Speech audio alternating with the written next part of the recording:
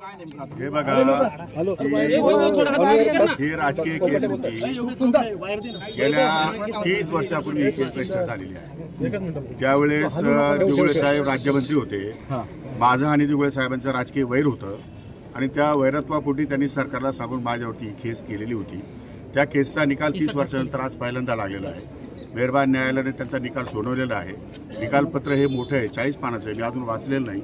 वाचून त्या संदर्भात मी आपल्याला व्यवस्थितपणे मार्गदर्शन करेन आपल्याकडनं, आणि त्यासाठी मी अपील या ठिकाणी करण्याचा निर्णय घेतलेला आहे. आपल्याकडनं जामिनासाठी काही या ठिकाणी जामीन नियमाने कायद्यानुसार जे काही करता येईल ते सगळं केलेलं आहे. साहेब, पण जे सरकारी पक्ष होते त्यांचं असं म्हणणं होतं की आपण उत्पन्न कमी दाखवलं आणि सरकारचे सदनिका ह्या लाटल्या आणि जे 4 फ्लॅट घेतलेले होते त्यापैकी 4ची आपण आणि आपल्या भावाने त्या संदर्भात मी अजून जजमेंट वाचलेलं नाही.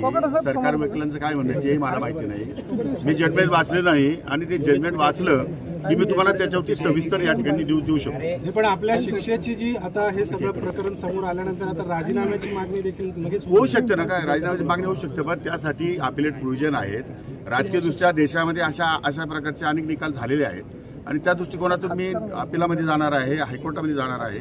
त्यामुळे न्याय मागण्याचा अधिकार, जसा न्यायालयाला निकाल सुनावण्याचा अधिकार आहे तसा न्याय मागण्याचा अधिकार मला पण एक नागरिक बनून, त्यामुळे मी वरच्या कोर्टामध्ये न्याय मागणार. गेल्या काही वर्षांपासून जर म्हणजे धनंजय मुंडे असतील, आता तुम्ही एकूणच कृषी मंत्री आज उपलब्ध झालेलं नाही. हे कृषी मंत्री झाल्यानंतर हे प्रकरण मुळात 30 वर्षापूर्वीच आहे.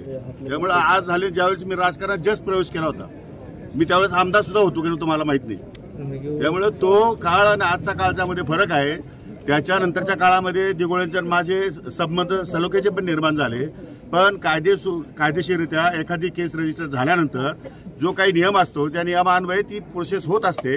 उशिरा प्रोसेस झाली, त्यामुळे आज निकाल लागलेला आहे. आज निकालामध्ये मेहरबान न्यायालयानं जो काही शिक्षा सुनावली त्या संदर्भात मी रितसर या ठिकाणी जामीन घेतलेला आहे आणि आपल्यात या ठिकाणी जाणार आहे.